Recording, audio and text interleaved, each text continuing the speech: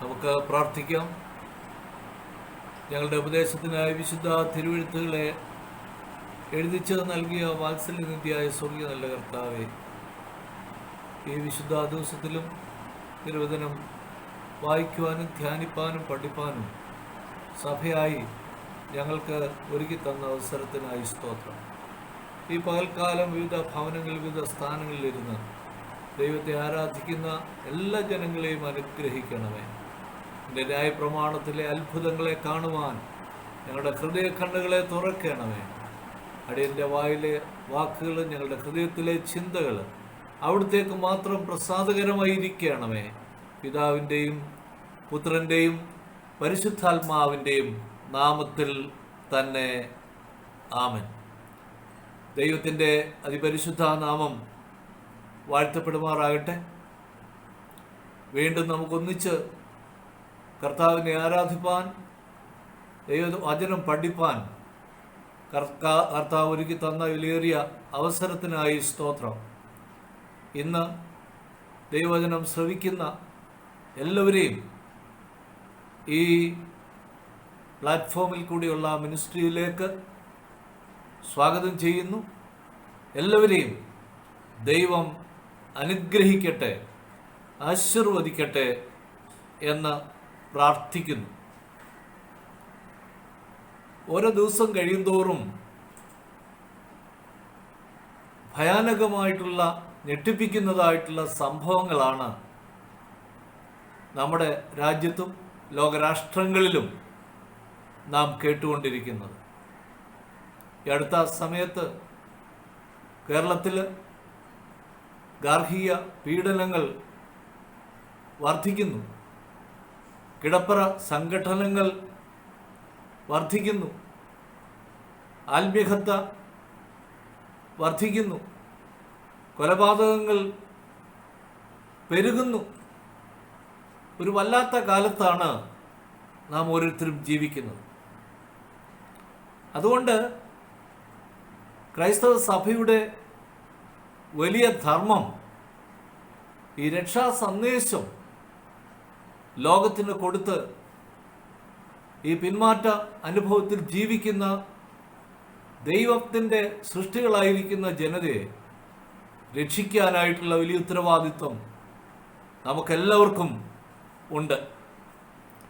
അതുകൊണ്ടാണ് ഇന്ന് ദൈവവചന പഠനത്തിനായി ക്രൈസ്തവ സഭ തിരഞ്ഞെടുത്തിരിക്കുന്ന വിഷയം കോസ്റ്റ് ഓഫ് ഡിസൈപ്പിൾഷിപ്പ്, ശിഷ്യത്വത്തിൻ്റെ വില എന്നുള്ള വിഷയം. അതുകൊണ്ട് ഈ വിഷയം വളരെ ആഴമായി പഠിക്കേണ്ടത് വളരെ ആവശ്യമാണ്. എന്താണ് രക്ഷ? എന്താണ് ശിഷ്യത്വം? ഇപ്രകാരം നമ്മൾ വായിക്കുന്നു, കേട്ടിട്ടുണ്ട്. Salvation is free, but discipleship is costly. ശിഷ്യത്വം എന്ന് പറയുന്നത് വളരെ വിലയുള്ളതാണ്. രക്ഷ സൗജന്യമാണ്. രക്ഷ കാശ് കൊടുത്തു വാങ്ങുവാൻ ശ്രമിക്കുന്ന വലിയ ധനികന്മാരുള്ള ഒരു ലോകത്തിലാണ് നമ്മൾ ജീവിക്കുന്നത്. അതുകൊണ്ട് ദൈവം നമ്മെ എന്തിനാണ് വിളിച്ചിരിക്കുന്നത്? ദൈവ മക്കളായിട്ടാണ് ദൈവം നമ്മെ വിളിച്ചിരിക്കുന്നത് എന്നുള്ള ചിന്ത നമ്മെ ഓരോരുത്തരെയും ഭരിക്കേണ്ടത് വളരെ ആവശ്യമാണ്. ഇന്ന് സുവിശേഷ വേദഭാഗമായി വായിക്കുന്ന മർക്കോസ് സുവിശേഷം 10-ാമത്തെ അധ്യായത്തിൽ അതിൻ്റെ 29, 30, 31 വാക്യങ്ങളൊക്കെ നമ്മൾ വായിക്കുമ്പോൾ, അതുപോലെ 43, 44 വാക്യങ്ങൾ വായിക്കുമ്പോൾ അവിടെ പത്രോസും യേശുവുമായിട്ടുള്ള, ശിഷ്യന്മാരുമായിട്ടുള്ള ഒരു അഭിമുഖം നമ്മളവിടെ കാണുന്നുണ്ട്. 28-ാമത്തെ വാക്യത്തിൽ പത്രോസ് യേശുവിനോട്, ഇതാ ഞങ്ങൾ സകലവും വിട്ട് നിന്നെ അനുഗമിച്ചിരിക്കുന്നു എന്ന് പറഞ്ഞു തുടങ്ങി. 30 മുതലുള്ള വാക്യങ്ങൾ നമ്മൾ വായിക്കുമ്പോൾ യേശു മറുപടിയായിട്ട്, എൻ്റെ നിമിത്തവും സുവിശേഷ നിമിത്തവും വീടോ സഹോദരന്മാരെയോ സഹോദരിമാരെയോ അമ്മയെയോ അപ്പനെയോ മക്കളെയോ നിലങ്ങളെയോ വിട്ടാൽ ഈ ലോകത്തിൽ തന്നെ ഉപദ്രവങ്ങളോട് കൂടെ 100 മടങ്ങ് അനുഗ്രഹങ്ങളെയും വരുവാനുള്ള ലോകത്തിൽ നിത്യജീവനെയും പ്രാപിക്കാത്തവൻ ആരുമില്ല എന്ന് ഞാൻ സത്യമായിട്ട് നിങ്ങളോട് പറയുന്നു എന്ന് പറഞ്ഞു. വരുവാനുള്ള ലോകത്തിൽ നിത്യജീവൻ പ്രാപിക്കാത്തവൻ ആരുമില്ല. ഇതാ യേശു കർത്താവ് ഓർപ്പിച്ചത്. നമ്മൾ ഓർക്കണം, യേശു ശിഷ്യന്മാരോട് പറയുന്ന വാക്കിൽ, ഇതാ നാം ജെറുസലേമിലേക്ക് പോകുന്നു, അവിടെ മനുഷ്യപുത്രൻ മഹാപുരോഹിതന്മാരുടെയും ശാസ്ത്രിമാരുടെയും കയ്യിൽ ഏൽപ്പിക്കപ്പെടും. അവർ അവനെ മരണത്തിന് വിധിച്ച് ജാതികൾക്ക് ഏൽപ്പിക്കും. അവർ അവനെ പരിഹസിക്കുകയും തുപ്പുകയും തല്ലുകയും കൊല്ലുകയും 3-ാം നാൾ കഴിഞ്ഞിട്ട് അവൻ ഉയർത്തെഴുന്നേൽക്കുകയും ചെയ്യും എന്നിങ്ങനെ സംഭവിക്കാനുള്ളത് പറഞ്ഞു തുടങ്ങി എന്നാണ് നമ്മളവിടെ വായിക്കുന്നത്. ഒരു വിധത്തിൽ യേശുക്രിസ്തുവിൻ്റെ മരണത്തെക്കുറിച്ച് അവൻ്റെ ഉയർപ്പിനെ കുറിച്ചുള്ള ഒരു പ്രവചനം, prediction of Jesus' death and resurrection, അതാണ് നമ്മൾ മേലിൽ വായിച്ച വാക്യങ്ങളിൽ കാണുന്നത്. ഇന്നത്തെ സുവിശേഷ ഭാഗത്ത് 36 മുതലുള്ള വാക്യങ്ങളിൽ സെബദി മക്കളായ യാക്കോബും യോഹന്നാനും നിന്റെ മഹത്വത്തിൽ ഞങ്ങളിൽ ഒരുത്തൻ നിന്റെ വലത്തും ഒരുത്തൻ നിന്റെ ഇടത്തും ഇരിപ്പാൻ വരം നൽകണമെന്ന് പറഞ്ഞപ്പോൾ 43-45 വരെയുള്ള വാക്യങ്ങൾ ശ്രദ്ധിച്ചാൽ നമുക്ക് അവിടെ കാണാം, നിങ്ങളുടെ ഇടയിൽ അങ്ങനെ അരുത്. യേശു പറഞ്ഞ വാക്കാണ്, നിങ്ങളുടെ ഇടയിൽ അങ്ങനെ അരുത്. നിങ്ങളിൽ മഹാനാകുവാൻ ഇച്ഛിക്കുന്നവൻ എല്ലാം നിങ്ങളുടെ ശുശ്രൂഷക്കാരനാകണം. നിങ്ങൾ ഒന്നാമനാകുവാൻ ഇച്ഛിക്കുന്നവൻ എല്ലാവർക്കും ദാസനാകണം. മനുഷ്യപുത്രൻ ശുശ്രൂഷ ചെയ്യിപ്പാനല്ല, ശുശ്രൂഷിപ്പാനും അനേകർക്ക് വേണ്ടി തൻ്റെ ജീവനെ മറുവിലയായി കൊടുപ്പാനത്രേ വന്നത്. 45-ാം വാക്യം. ഗലീലയിൽ നിന്ന് യെരുശലേമിലേക്കുള്ള യാത്രയിലാണ് യേശുവും ശിഷ്യന്മാരും. യെരുശലേമിൽ എത്തിയാൽ യേശു നിലവിലുള്ള രാഷ്ട്രീയ ഭരണത്തെ തോൽപ്പിച്ച് തൻ്റെ രാജ്യം സ്ഥാപിക്കുമെന്ന് അവിടെയുള്ള പുരുഷാരവും യേശുവിനെ എതിർത്തിരുന്ന ശത്രുക്കളും യേശുവിൻ്റെ ശിഷ്യന്മാരും ധരിച്ചിരുന്നു. അതുകൊണ്ടാണ് യോഹന്നാന്റെ സുവിശേഷം 18-ാമത്തെ അധ്യായത്തിൽ 36-ാമത്തെ വാക്യത്തിൽ പിലാത്തോസിന്റെ ചോദ്യത്തിന് മറുപടിയായി യേശു പറഞ്ഞു, my kingdom is not in this world. എൻ്റെ രാജ്യം ഈ ലോകത്തിലല്ല, എൻ്റെ രാജ്യം ഐഹികമല്ല എന്ന് യേശു പറഞ്ഞത്.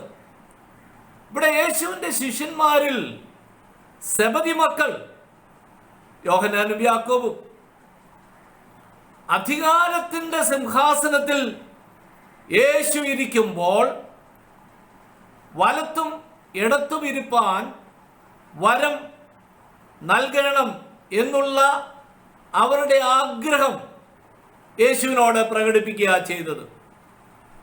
നമ്മുടെ നാട്ടിലൊക്കെ സഭാ തെരഞ്ഞെടുപ്പുകൾ നടക്കുമ്പോഴും അതിന് മുന്നൊരുക്കമായിട്ട് 3-4 വർഷങ്ങൾക്ക് മുൻപ് തൊട്ടേ തെരഞ്ഞെടുപ്പിൻ്റെ ഒരുക്കങ്ങൾ നടത്തും. മേൽപ്പെട്ട സ്ഥാനത്തേക്കുള്ള തെരഞ്ഞെടുപ്പൊക്കെ വരുമ്പോഴാണെങ്കിൽ കോർ കമ്മിറ്റികളൊക്കെ രൂപീകരിച്ച് രാഷ്ട്രീയ തെരഞ്ഞെടുപ്പുകളെക്കാൾ വളരെ വാശിയേറിയ ഒരുക്കങ്ങൾ നടത്താറുണ്ട്.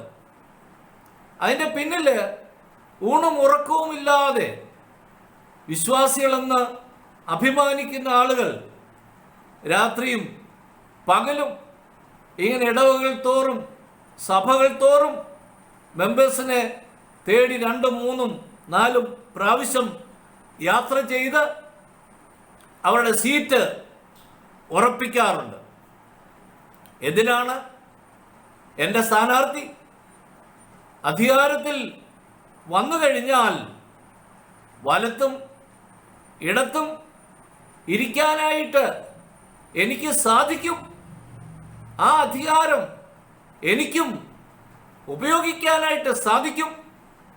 എനിക്കും എൻ്റെ കൂട്ടർക്കും സ്ഥാനമാനങ്ങളും പദവികളും ഉദ്യോഗങ്ങളും ഒക്കെ ഈ നേതാവ് ഇറങ്ങിപ്പോകുന്ന സമയം വരെയും ലഭിക്കും എന്നുള്ളത് കൊണ്ടാണ് ഈ കാലഘട്ടത്തിൽ ഈ കോർ കമ്മിറ്റികൾ രൂപീകരിച്ച് പ്രവർത്തനങ്ങൾ നടത്തുവാനായിട്ട് തയ്യാറാകുന്നത്.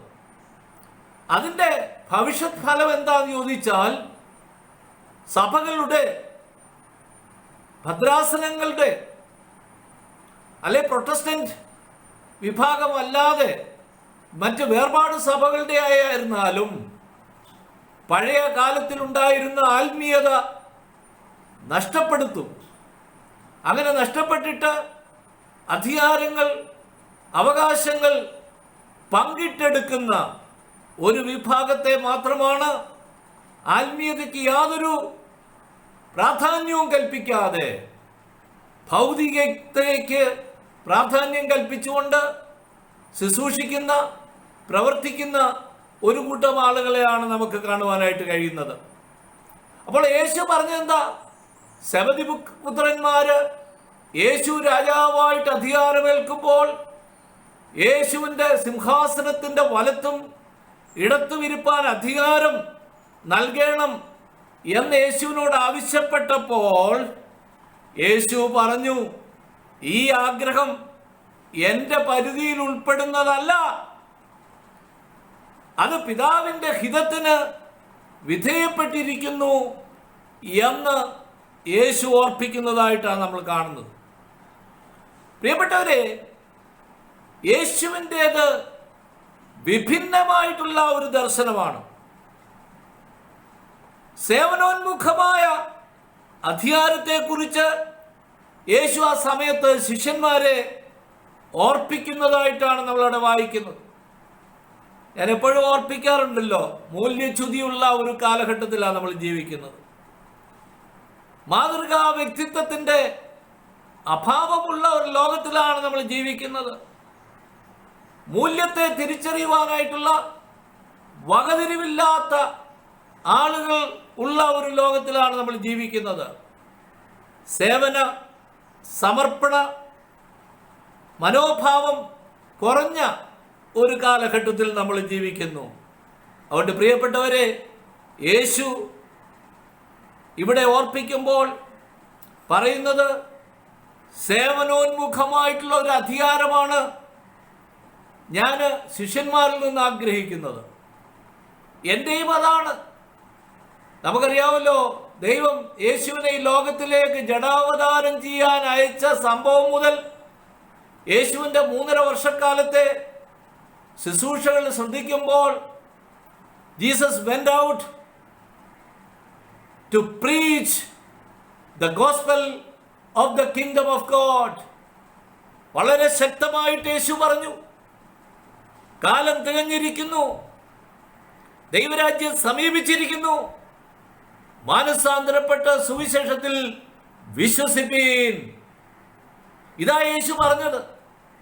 യേശു ശിഷ്യന്മാരെ 12 പേരെ, പിന്നീട് ശിഷ്യലോകത്തിലേക്ക് അനേകരെ തിരഞ്ഞെടുത്തപ്പോഴും അവരെ ഈരണ്ടായിട്ട് അയക്കുമ്പോഴും ഒക്കെ ആ യേശുവിൻ്റെ ഈ മനസ്സിലെ ഉദ്ദേശം ദൈവരാജ്യം വർദ്ധിച്ച് ദൈവരാജ്യം മഹത്വപ്പെടണമെന്നുള്ളതാണ്.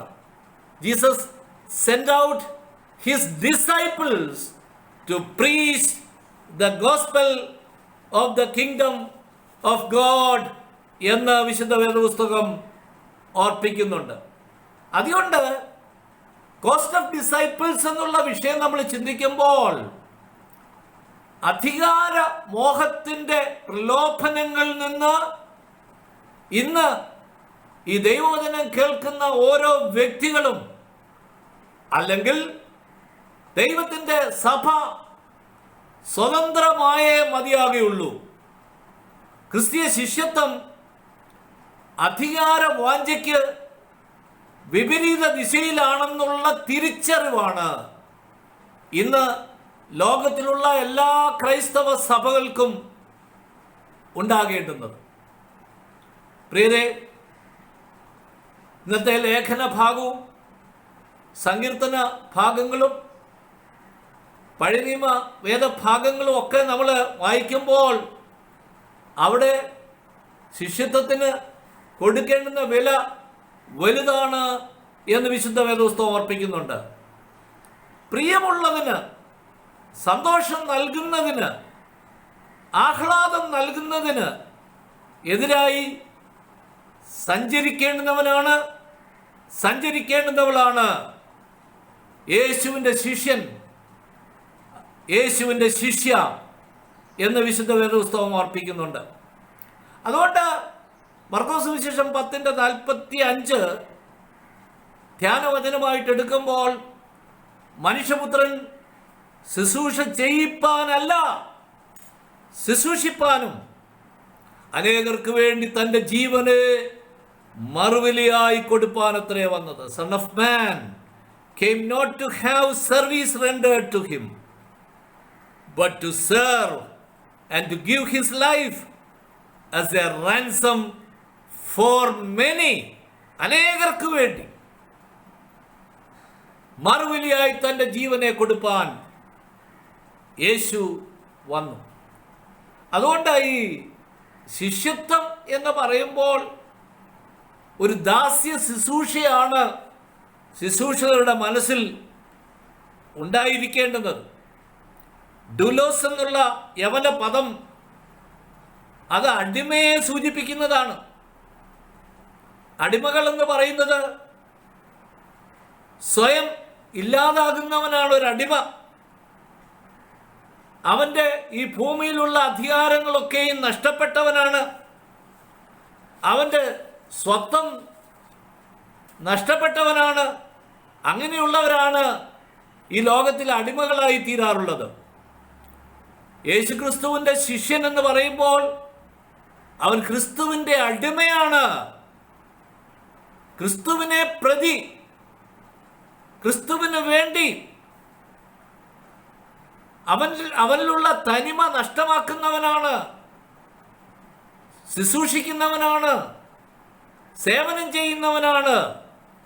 അതുകൊണ്ട് ശിഷ്യത്വത്തിൽ സേവന തൽപരത എന്ന് പറയുന്നത് വളരെ പ്രധാനപ്പെട്ടതാണ് എന്നുള്ളത് നാം പ്രത്യേകം ഓർക്കേണ്ടത് വളരെ ആവശ്യമാണ്. ക്രിസ്ത്യൻ മിഷണറിമാരൊക്കെയും നമ്മൾ പ്രാഗൽഭ്യത്തോടുകൂടി അവരെ കുറിച്ച് പ്രസ്താവിക്കാറുണ്ട്. അവരെങ്ങനെ ഈ കാലാവസ്ഥ വിപരീതമായിട്ടുള്ള ഈ ഇന്ത്യയിൽ, ഈ കേരളത്തിൽ, ഇംഗ്ലണ്ടിൽ നിന്നും മറ്റ് രാജ്യങ്ങളിൽ നിന്നും ഒക്കെ വന്ന് എങ്ങനെ ഇവിടെ താമസിച്ച് എങ്ങനെ ഇവിടെ ശുശ്രൂഷിച്ചു എന്നുള്ളത് നമ്മൾ പ്രത്യേകം ഓർക്കണം.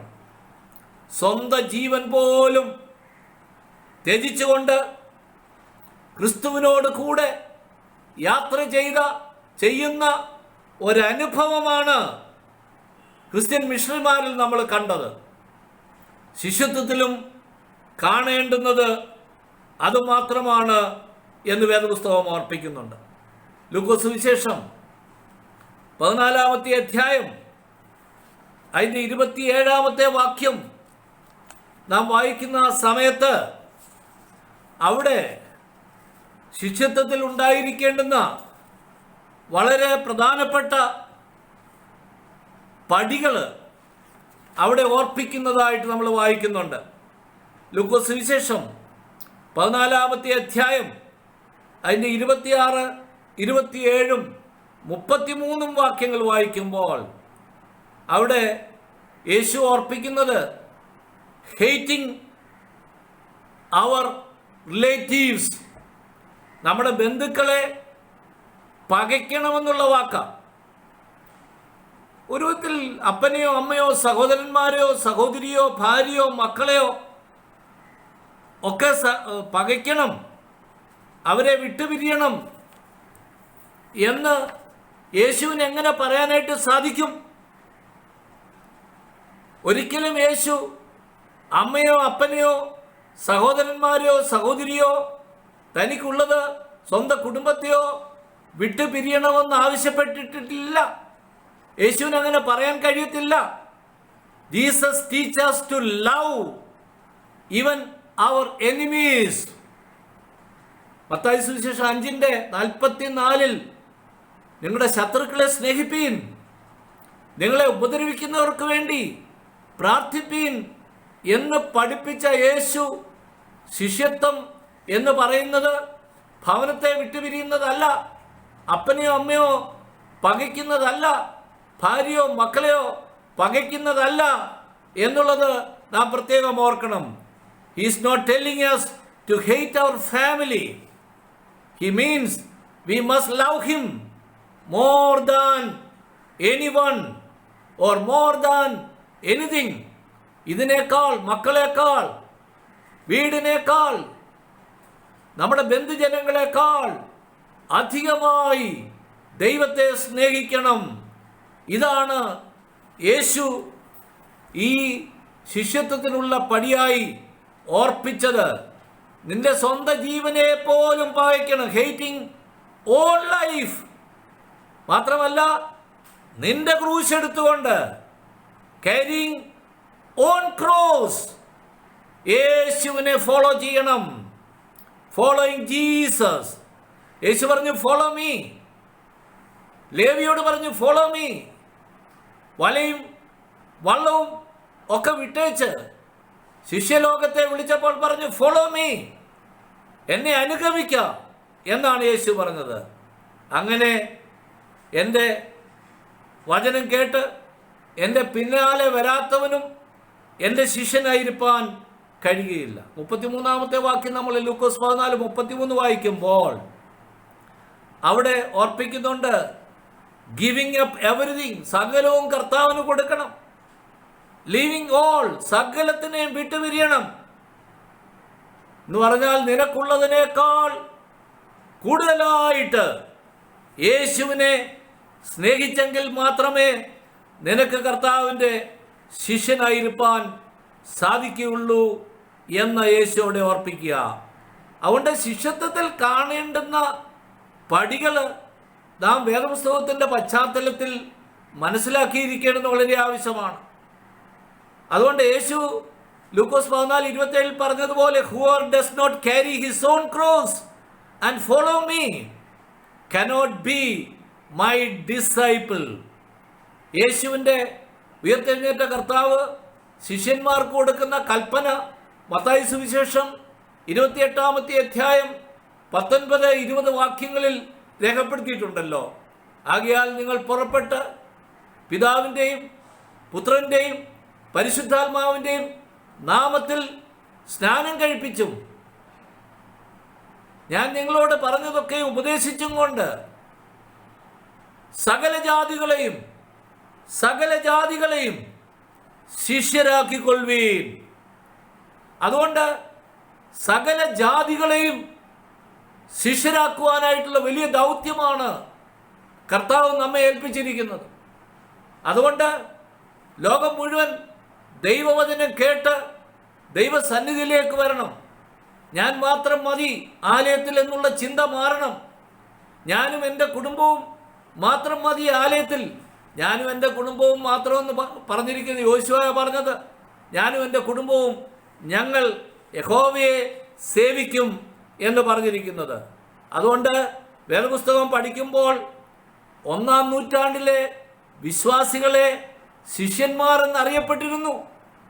അപ്പോസ്തലർ പ്രവൃത്തി 11:26 നമ്മൾ വായിക്കുന്ന സമയത്ത് ശിഷ്യന്മാർക്ക് അന്ത്യോക്യയിൽ വെച്ച് ക്രിസ്ത്യാനികൾ എന്നുള്ള പേർ ലഭിച്ചു. ഇന്ന് നമ്മൾ ഓരോരുത്തരും നമ്മളെ തന്നെ ഒന്ന് തിരിഞ്ഞു നോക്കണം. ഞാൻ കർത്താവിൻ്റെ ഒരു അടിമയാണോ? ഞാനൊരു വിശ്വാസിയാണോ? ഞാനൊരു ക്രിസ്ത്യാനിയാണോ? ശിഷ്യന്മാർക്ക് ക്രിസ്ത്യാനി എന്നുള്ള പേര് കിട്ടിയെങ്കിൽ യേശുവിനെ ഫോളോ ചെയ്യുന്ന ഒരു ശിഷ്യനാണോ ഞാൻ എന്ന് നമ്മൾ ചിന്തിക്കേണ്ടത് വളരെ ആവശ്യമാണ്. അതുകൊണ്ട് യേശുവിൻ്റെ പരസ്യശുശ്രൂഷ കാലഘട്ടത്തിൽ അവനെ പിന്തുടരുവാനും അവനിൽ നിന്ന് പഠിക്കുവാനും ഒരു കൂട്ടം ശിഷ്യന്മാരുണ്ടായിരുന്നു എന്ന് വിശുദ്ധ വേദപുസ്തകം ഓർപ്പിക്കുന്നുണ്ട്. വേദപുസ്തകം പഠിക്കുന്നവർക്കെല്ലാം ബോൺഹോഫറിനെ കുറിച്ച് വളരെ വ്യക്തമായി ഉള്ള അറിവുണ്ട്. German ദൈവശാസ്ത്രജ്ഞനായിരുന്നു Bonhoeffer.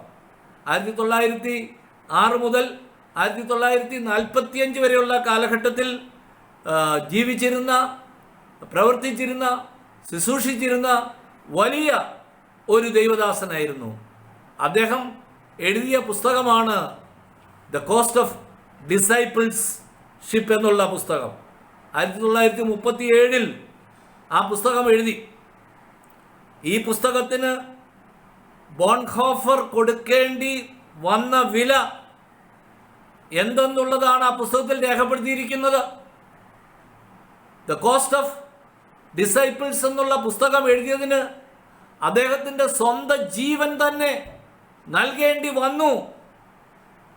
നമുക്കറിയാം, ഹിറ്റ്ലർ അതിൻ്റെ അധികാരം നിലനിൽക്കുന്ന ആ കാലഘട്ടത്തിൽ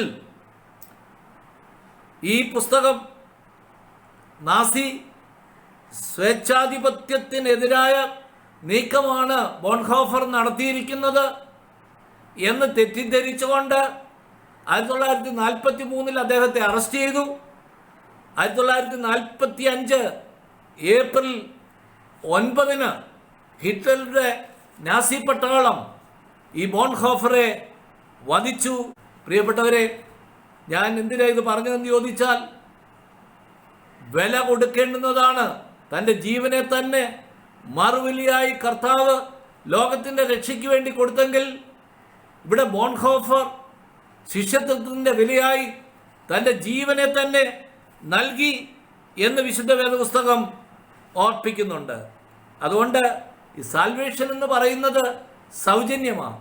ഡിസൈപ്പിൾഷിപ്പ് എന്ന് പറയുന്നത് കോസ്റ്റ്ലിയാണ്, വളരെ വിലപ്പെട്ടതാണ് എന്നുള്ളത് നമ്മൾ ആരും മറന്നു പോകരുത്. പ്രിയപ്പെട്ടവരെ, യേശുവിന് വേണ്ടി തൻ്റെ ജീവനെ മുഴുവനായി നൽകിയ അനേകരുടെ ചരിത്രം നമ്മുടെ മനസ്സിൽ കടന്നു വരും. ബോൺഹോഫറിനെ പോലെ. ഞാൻ കംബോഡിയൻ മിഷണറിമാർ പ്രവർത്തിച്ചു കൊണ്ടിരുന്ന ഒരു അണ്ടർഗ്രൗണ്ട് ആലയത്തെക്കുറിച്ച് ജീവിക്കുന്ന രക്തസാക്ഷി എന്ന് പറയുന്ന പുസ്തകം വായിക്കുമ്പോൾ മനസ്സിലാക്കുവാനായിട്ട് കഴിഞ്ഞു. അവിടെ ഒരു പിടി ഏതാണ്ട് 30-35 ക്രിസ്ത്യൻ ശിഷ്യന്മാർ, കർത്താവിൻ്റെ അനുഗാമികൾ, കർത്താവിൽ വിശ്വസിക്കുന്ന വിശ്വാസികൾ ഈ നാസി പട്ടാളത്തെ അല്ല, കംബോഡിയൻ പട്ടാളത്തെ ഭയപ്പെട്ട് ഭൂമിക്കടിയിലുള്ള അണ്ടർഗ്രൗണ്ട് ആലയത്തിൽ ആരാധിച്ചുകൊണ്ടിരുന്നു. ഈ വിവരം അറിഞ്ഞ കംബോഡിയൻ പട്ടാളം ആ ആലയം വളഞ്ഞു. ആ ശുശ്രൂഷ എഴുതുകൊണ്ട് പുരോഹിതനെ പിടിച്ചു. അവിടെ പുൽപ്പിറ്റിൽ വെച്ചിരുന്ന പുൽപ്പിറ്റ് ബൈബിൾ എടുത്തു.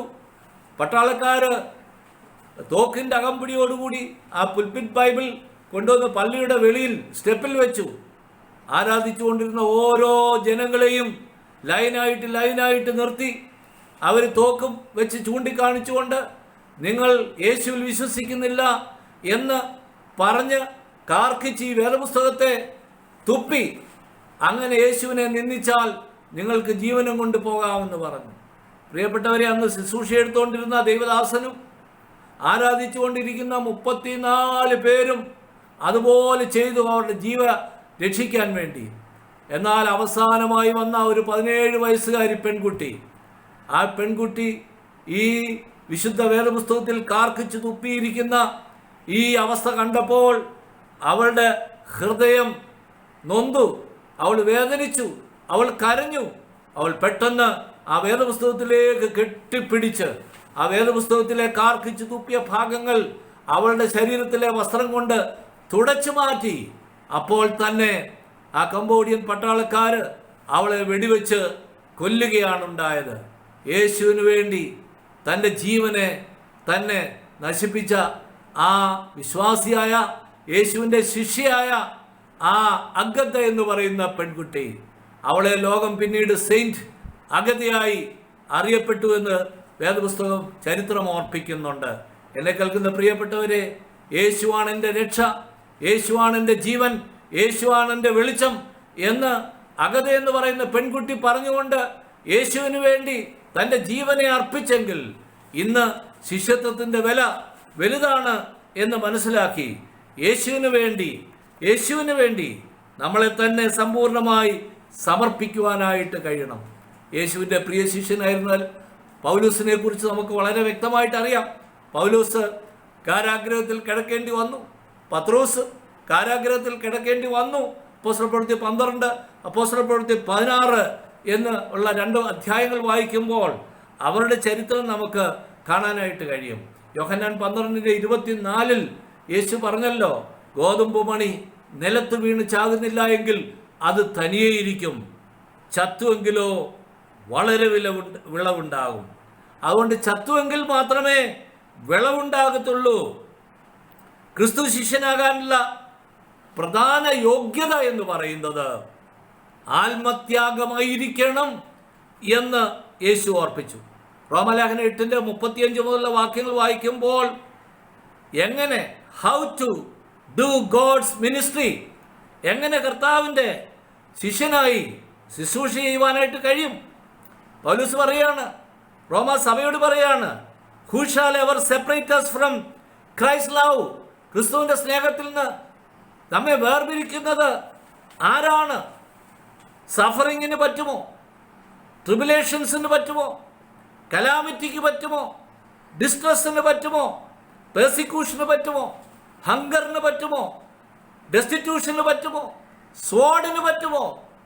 അതുകൊണ്ടാണ് പറഞ്ഞിരിക്കുന്നത്, എന്തു വന്നാലും, വാള് വന്നാലും, പീഡനം വന്നാലും, 38 വാക്യം വയ്ക്കുമ്പോൾ മരണത്തിനോ ജീവനോ ദൂതന്മാർക്കോ വാഴ്ചകൾക്കോ അധികാരത്തിനോ ഇപ്പോഴുള്ളതിനോ വരുവാനുള്ളതിനോ ഉയരത്തിനോ ആഴത്തിനോ മറ്റ് യാതൊരു സൃഷ്ടിക്കോ നമ്മുടെ കർത്താവായ യേശു ക്രിസ്തുവിൻ്റെ സ്നേഹത്തിൽ നിന്ന് നമ്മെ വേർപിരിക്കാനായിട്ട് കഴിയത്തില്ല എന്ന് പൗലോസ് പറയുന്നുണ്ട്. Nothing can separate me from the love of God. നാമോ നമ്മെ സ്നേഹിച്ചവൻ മുഖാന്തരം ഇതിലൊക്കെയും പൂർണ്ണ ജയം പ്രാപിക്കുന്നു എന്ന് വിശുദ്ധ വേദപുസ്തകം ഓർപ്പിക്കുകയാണ് ചെയ്യുന്നത്. അതുകൊണ്ട് ഈ ശിഷ്യത്വത്തിൻ്റെ വില വലുതാണെന്നുള്ളത് ഈ വിഷയം നമ്മൾ പഠിക്കുമ്പോൾ മനസ്സിലാക്കണം. യേശുവിൻ്റെ ശിഷ്യനായിരുന്നുകൊണ്ട് ലോകപ്രകാരം നമുക്ക് ജീവിക്കാനായിട്ട് കഴിയത്തില്ല. യേശു പഠിപ്പിച്ചതുപോലെ ലവ് വൺ അനദർ, അന്യോന്യം സ്നേഹിക്കണം. സഹോദരനെ സ്നേഹിച്ചാൽ നീ യേശുവിൻ്റെ ശിഷ്യനാണ്, നിനക്ക് നിത്യജീവനുണ്ട്. 1 യോഹന്നാൻ 3:15 പറയുന്നു, സഹോദരനെ പകയ്ക്കുന്നവൻ ഏവനും കൊലപാതകനാകുന്നു, അവൻ നിത്യജീവനില്ല. യേശു മാറാത്തവനാണ്, യേശുവിന് ഒരിക്കലും മാറ്റമില്ല. ആകാശവും ഭൂമിയും മാറിപ്പോകും, ദൈവത്തിൻ്റെ വചനത്തിനോ ഒരു മാറ്റവുമില്ല. മത്തായി 24:35 ഓർപ്പിക്കുന്നുണ്ട്, യേശു ക്രിസ്തു മാറ്റമില്ലാത്തവനാണ്, അവൻ മാറാത്തവനാണ്, അവൻ്റെ വചനത്തിന് മാറ്റമില്ല. യോഹന്നാൻ 8:31 പറയുന്നു, തന്നിൽ വിശ്വസിച്ച യഹൂദന്മാരുടെ യേശു പറഞ്ഞു, നിങ്ങൾ എൻ്റെ വചനത്തിൽ നിലനിൽക്കുന്നുവെങ്കിൽ നിങ്ങൾ വാസ്തവമായി എൻ്റെ ശിഷ്യന്മാരായി സത്യം അറിയുകയും സത്യം നിങ്ങളെ സ്വതന്ത്രരാക്കുകയും ചെയ്യും. അതുകൊണ്ട് യേശുവിൻ്റെ ശിഷ്യന്മാർ വചനത്തിൽ നിലനിൽക്കണം, അന്യോന്യം സ്നേഹിക്കണം. മാത്രമല്ല യോഹന്നാൻ 15:8 യേശു കർത്താവ് തൻ്റെ ശുശ്രൂഷ അവസാനിപ്പിക്കുമ്പോൾ, ശിഷ്യന്മാരോട് ഉപദേശിക്കുമ്പോൾ പറയുന്നു, ഞാൻ സാക്ഷാൽ മുന്തിരിവള്ളിയാണ്, നിങ്ങൾ കൊമ്പുകളാണ് എന്നൊക്കെ പറഞ്ഞതിന് ശേഷം കർത്താവ് പറയുന്നുണ്ട്, നിങ്ങൾ വളരെ ഫലം കായ്ക്കുന്നവരായി തീരണം, നിങ്ങൾ വളരെ ഫലം പുറപ്പെടുവിക്കുന്നു എന്നുള്ളതാണ് എൻ്റെ ആഗ്രഹം എന്നുള്ളത് യേശു അവിടെ ഓർപ്പിക്കുന്നതായിട്ട് കാണുന്നുണ്ട്. അതുകൊണ്ട് ഈ പകൽക്കാലം എന്നെ കേൾക്കുന്ന പ്രിയപ്പെട്ടവരെ, കോസ്റ്റ് ഓഫ് ശിഷ്യത്വം അല്ലെങ്കിൽ ശിഷ്യത്വത്തിൻ്റെ വില എന്ന് പറയുന്നത് വലുതാണ് എന്ന് മനസ്സിലാക്കിക്കൊണ്ട് യേശുവിൻ്റെ ശിഷ്യനായിരിക്കാൻ, യേശുവിൻ്റെ ഒരു ശിഷ്യയായിരിക്കാൻ നമ്മെ തന്നെ സമ്പൂർണ്ണമായിട്ട് നമുക്ക് സമർപ്പിക്കാം. തൻ്റെ ക്രൂശ് എടുത്തുകൊണ്ട് എന്നെ അനുഗമിക്കാത്തവന് യേശുവിൻ്റെ ശിഷ്യനായിരിക്കാൻ കഴിയത്തില്ല. യേശു പറഞ്ഞു, മനുഷ്യപുത്രൻ ശുശ്രൂഷ ചെയ്യിപ്പാനല്ല, ശുശ്രൂഷിപ്പാനും അനേകർക്ക് വേണ്ടി തൻ്റെ ജീവനെ മറുവിലയായി കൊടുപ്പാനും അത്രേ വന്നത്. അതുകൊണ്ട് യേശുവിന് വേണ്ടി നമുക്ക് പ്രവർത്തിക്കാം. ദൈവരാജ്യത്തിൻ്റെ കെട്ടുപണിക്ക് വേണ്ടി നമുക്ക് പ്രവർത്തിക്കാം. നമ്മെ തന്നെ മറന്നുകൊണ്ട്, നമ്മെ തന്നെ ഇല്ലാതാക്കിക്കൊണ്ട്, ആ ശിഷ്യത്വത്തിൻ്റെ വില മനസ്സിലാക്കിക്കൊണ്ട് പ്രവർത്തിപ്പാൻ ദൈവത്തിൻ്റെ പരിശുദ്ധാത്മാവ് നമ്മെ ഓരോരുത്തരെയും സഹായിക്കട്ടെ. ആമേൻ, ആമേൻ, ആമേൻ. Praise the Lord. യേശു നല്ലവൻ, അവൻ നല്ലവൻ, അവൻ ദയയോ എന്നുമുള്ളത്. യേശു നല്ലവൻ, അവൻ നല്ലവൻ, അവൻ ദയയോ എന്നുമുള്ളത്. തിരുവെള്ളത്തിൻ ഇരച്ചിൽ പോലെ സ്തുതിച്ചിടുക നാം അവന്റെ നാമം. തിരുവെള്ളത്തിൻ ഇരച്ചിൽ പോലെ സ്തുതിച്ചിടുക നാം അവന്റെ നാമം. Hallelujah, hallelujah, hallelujah, hallelujah. മഹത്വവും ജ്ഞാനവും സ്തോത്രവും ബഹുമാനം ശക്തിയും ബലവും എൻ്റെ യേശുവിന്. മഹത്വവും ജ്ഞാനവും സ്തോത്രവും ബഹുമാനം ശക്തിയും ബലവും എൻ്റെ യേശുവിന്. ഞാൻ യഹോവയ്ക്കായി കാത്തു കാത്തല്ലോ, അവനെങ്കിലേക്കു ചാഞ്ഞു വന്നല്ലോ. ഞാൻ യഹോവയ്ക്കായി കാത്തു കാത്തല്ലോ, അവനെങ്കിലേക്കു ചാഞ്ഞു വന്നല്ലോ.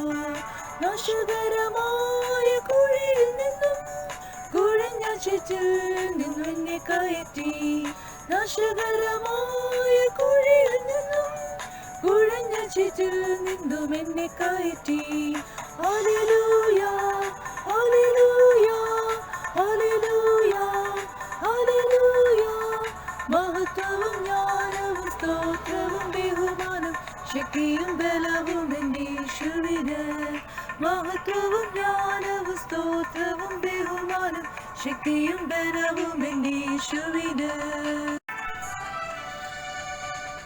എന്റെ കാൽകളെ പാറമെന്നിട്ട് എൻ ഗമനത്തെ സുസ്ഥിരമാക്കി. എന്റെ കാൽകളെ പാറമെന്നിട്ട് എൻ ഗമനത്തെ സുസ്ഥിരമാക്കി. പുതിയൊരു പാട്ട് എനിക്കു തന്നു, എൻ ദൈവത്തിനു സ്തുതിയും തന്നെ. പുതിയൊരു പാട്ട് എനിക്കു തന്നു, എൻ ദൈവത്തിനു സ്തുതിയും തന്നെ. Hallelujah, hallelujah, hallelujah, hallelujah. മഹത്വവും ജ്ഞാനവും സ്തോത്രവും ബഹുമാനം ശക്തിയും ബലവും എൻ്റെ യേശുവിന്. മഹത്വവും ജ്ഞാനവും സ്തോത്രവും ബഹുമാനം ശക്തിയും ബലവും എൻ്റെ യേശുവിന്. എന്റെ കർത്താവേ, എന്റെ യഹോവേ, നീ ഒഴികെ എനിക്കൊരു നന്മയുമില്ല. എന്റെ കർത്താവേ, എന്റെ യഹോവേ, നീ ഒഴികെ എനിക്കൊരു നന്മയുമില്ല. ഭൂമിയിലുള്ള വിശുദ്ധന്മാരോ അവരെനിക്കു ശ്രേഷ്ഠന്മാർ തന്നെ. ഭൂമിയിലുള്ള വിശുദ്ധന്മാരോ അവരെനിക്കു ശ്രേഷ്ഠന്മാർ തന്നെ. Hallelujah, hallelujah, hallelujah, hallelujah. മഹത്വവും ജ്ഞാനവും സ്തോത്രവും ബഹുമാനം ശക്തിയും ബലവും എൻ്റെ യേശുവിന്. മഹത്വവും ജ്ഞാനവും സ്തോത്രവും ബഹുമാനം ശക്തിയും ബലവും എന്നേക്കും